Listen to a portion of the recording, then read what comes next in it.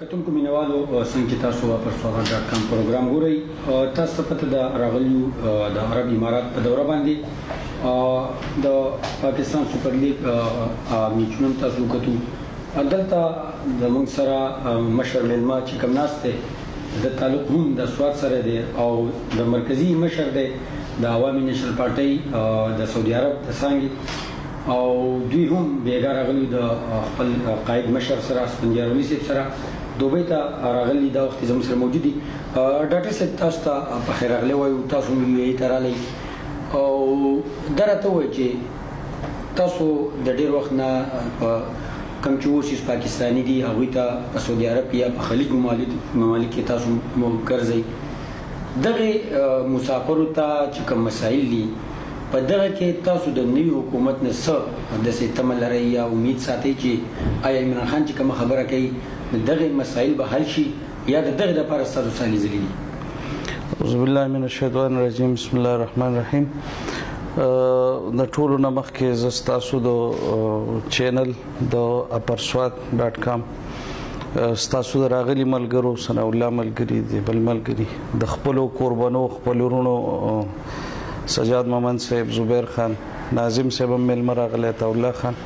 ثناء الله شاه ټولو ډېره مننه کوم مو خو چونکې مسافر یو په عرب ملکونو کې یا په خلیج کې د ډېر وخت نه او زما رابطې داسې دي چې هغه د بحرین سره پاتې شوي دي یا دي اوس هم د قطر سره چونکې هغه د سعودي ډایرکټ اړیکې خرابې شوې نو هلته اوس تګ راتګ نه اماراتو ته هم ځم راځم په سعودي عرب کې هم یم موږ ته چې کومې مسلې دي هغه زما په خیال چې په لویه توګه په هغې باندې خبره نه شوي نو هغه د یو منسټرۍ کوم چې زموږ فارن منسټري ده چې د هغې د بدقسمتۍ نه تر اوسه پورې خپل د ځان دپاره یو پالیسي نشته هغه نو بیا به زما او ستا دپاره څه پالیسي جوړه کړي چې هغه د هغې د فارن پالیسۍ د وجې د هغې ملک د هغې نه کم ځای ته ورسېد یا زموږ ملک د هغې نه کم ځای ته ورسېد نو که په لویه پیمانه باندې د پاکستان وقار بحال شي او په لویه پیمانه باندې هغې د په لوی لیول د واکدارانو سره زموږ واکداران خبرې وکړي زموږ واکداران د پاکستان چونکې یوازې خارجه منسټري نه د هغې په شان نور باداران هم نو چې هغې هم ورسره وکړي ځکه چې موږ هم د دې ملکونو دپاره ډېره لویه جاني او مالي قرباني ورکو او خصوصا جاني قرباني ورکو ډېر ښه ځوانان د دې دپاره موږ دا دي او بیا تاسو به اورئ چې ماشومان رالوی شي زلمي شي دلته راشي بوډاګان شي واپس لاړ شي نو که په دغه حواله باندې خبرې وشي نو بالکل لرې نه ده چې ډاکټر صاحب کوم چې د دې ګورنمنټ خبره کېږي هغوی وایي چې موږ خارجه پالیسي ډېره زبردست جوړه شوې ده اولنۍ خارجه پالیسي ده چې دې کې به ټول ملکونو ته یا که تاسو وګورئ نو اوس هم د یو ای هم دورې شوې دي پاکستان ته د هغې مشرانو اوس ولیعهد سلمان بن کوم چې ولیعهد دی هغې هم را روان دی نو دغې ته په کوم نظر ګورئ څه وایي د ټولو نه اول خو خبره دا ده چې چونکې تاسو زما نه بیا دا سوالونه داسې کوئ چې د هغه چا متعلق چې یو سړی وایي چې لیډر اله لیډر کېږي چې هغه یو ټرن اخلي او زموږ په پښتنو کې چې څوک خپله خبره بدلوي د هغه په خبره څوک یقین نه کوي ټیک ده نو زه خو د دغې خلکو نه هېڅ قسم تمه نه ساتم او نه په هغې څه ویل غواړم ټیک شو د دې نه پس لږه زه په هغې کم از کم خپل وخت نه نور خرابوم دویمه خبره دا ده زه بالکل د سعودي عرب د حکومت انتهایی مشکور یم د اماراتو د حکومت انتهایی مشکور یم خو زه ورته په بل نظر ګورم کم چې خلک وایي دنیا ګول ده په 95 کې یو وار د دوه حکومتونه سره د نورو قوتونو ناسو او د یو بل پلان دغه شوی چې د هغې په لاندې د طالبانو وجود راغلی نن دا خلک کینی او هغه طالبان د ختمولو دپاره یا د هغې سره د مذاکرات کولو دپاره یا د خو لکه څنګه چې زموږ د پارټۍ پالیسي ده موږ په دې کې دا یو خبره کوو ډېر نیک شګون دي ډېر زیاتې موږ ته پر امید یو چې یاره د افغانستان کې امن راشي پاکستان کې به امن راشي خصوصا زموږ په پښتنه خاوره به امن راشي ډاکټر صاحب نو چې کومه خارجه پالیسي باندې تاسو بحث وکړو چې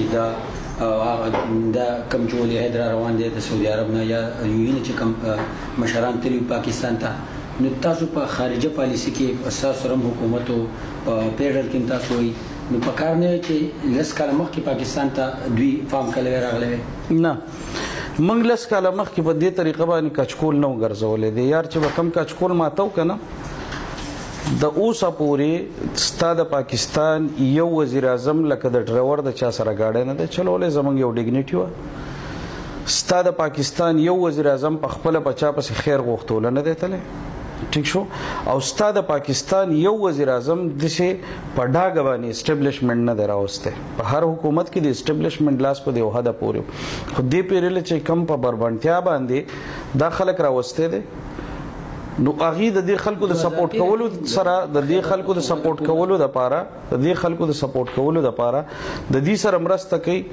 اوس زه خو په دې نه پوهېږم که فرض کا د پاکستان وزیر اعظم چې ځان ته وایي ما خو لا تر اوسه پورې ذهني طور نه منلی نه به ومنم ما به دا خبره ډېره کوله چې د کم ملک وزیر اعظم عمران خان یو وزیر پکې مراد سعید زه هغه پاکستان ته نه ځم په دې بل ملګري سره تعلق هم د سواد سره دی وزیر اعلی هم د سواد سره تعلق لري څه امید لرئ یا هغې نه څه مطالبات چې سواد دپاره به د هغه د وزیر اعلی سودمن ثابت شي یاره زما پرسنلي د هغې سره هېڅ اکسپیرینس نشته او امید خو زما د پی ټي آی نه د صوبایي حکومت نشته نه د مرکز نو امید خو مې د هېڅ چا نه نشته که نه او کم از کم ها دا یو خبره کو امید دوه قسمه یا امیدي یو ناامیدي ناامیدي زموږ په څه نظر دا ده چې په 18 ترمیم کې کم بعضې خلکو ته بعضې قوتونو ته باونډریز لګېدلي وو چې هغه جمهوریت نشي ډیمالش کولی یا د هغې نه علاوه کم د ان اف سی ایوارډ په ذریعه زموږ چې څومره هغه بجټ زیات شو بیا زموږ بجټ لیپس شوی دی تا ته پته چې کم بجټ لیپس شي هغه چېرته ځي بادار بیا په خپلو عیاشو لګوي که نه نو دغه یو خطره زموږ ده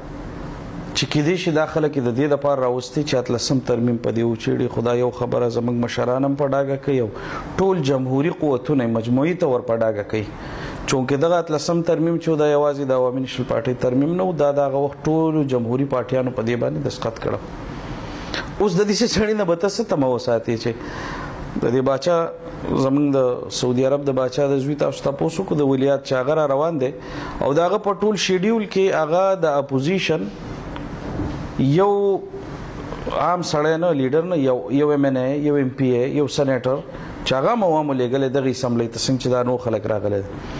هغه په یو پروګرام کې هم د اپوزیشن چاله ورسره ټایم او نه دی ښی او هغه یې نه دي راغوښتي ته به د دې سړي نه څه تمه کوې ولې دی د پی ټي آی معاهدې کوي که د پاکستان کوي نو چې کم وزیر اعظم د وزیر اعظمۍ د حل په اخیستو نه پس جی ایچ کیو ته پتلو د سیب سره په سیلپي اخیستو خوشحالېږي د هغه نه خو زه څه تمه نه شم اخره کې پښتنو ته به څه پیغام ورکول غواړئ څنګه چې ما تاسو ته ووایي زما دغه پیغام دی چې بس موږ پښتانه یو موږ ته قامي جنګ را په غاړه چې قوم یو شي قامي ګټې وکړو بیا به انشاءالله چې زموږ بچی هم اباد وي موږ به هم اباد وي وطن به هم